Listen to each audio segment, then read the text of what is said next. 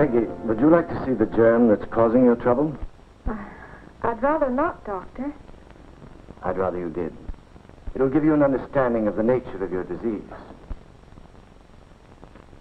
I can't see a thing. Here, focus with this knob. It's that organism shaped like a coffee bean. The germ is called the gonococcus. Gonococcus? That means I have what? That means there's no question about it, Peggy. You have gonorrhea. There could be another germ like that gonococcus, couldn't there? I said there's no question, Peggy. Where would I get that? Sit down, Peggy. Where you contracted gonorrhea is very important, not only to you, but also to the person who gave it to you. The person who gave it to me? Gonorrhea is almost always caught through intimate contact, sexual intercourse. Hasn't anyone ever told you that before? No. Things like that, well, I know about them in a vague sort of a way, but no one ever talked about them. Not even in school? Not even your mother?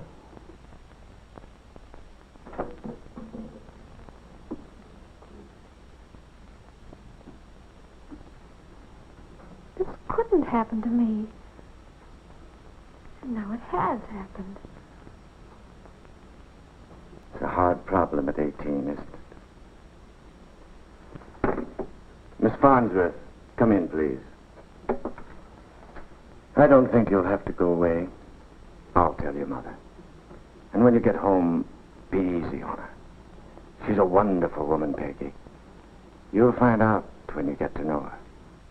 Well, Doctor, just what is Peggy's trouble? Mrs. Parker, I'm not sure you'll want to know. Well, what do you mean, Doctor? Of course I want to know. Peggy's my daughter. Always remember that Peggy is your daughter. Just what are you driving at? Peggy has gonorrhea. Gonorrhea? Oh, she couldn't. You must be mistaken. There is no question about it.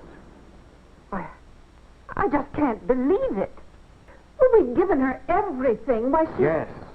You've given her a fine home, clothes, a fine education. But that isn't enough. But what more could we have done? You could have given her the information she needed about herself, her mind, her body, and her proper relations with other people.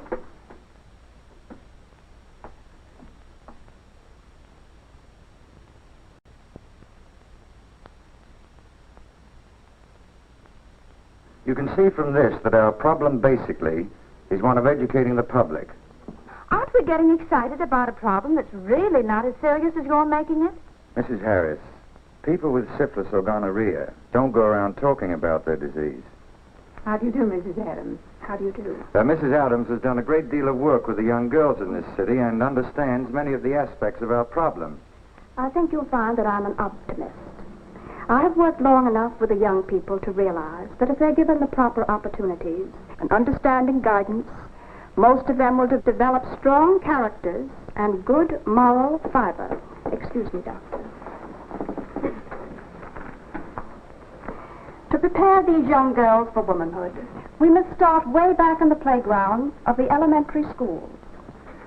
And as they grow older, we must teach them personal hygiene, the value of clean bodies and clean minds. Add to these the influence of home and church, and we will give to our young people a thorough understanding of why continence is the best personal protection against venereal diseases. You're quite right, Mrs. Adams. The only way that you can be sure, the only way that you can be completely safe from venereal diseases is to avoid sexual relations outside of marriage.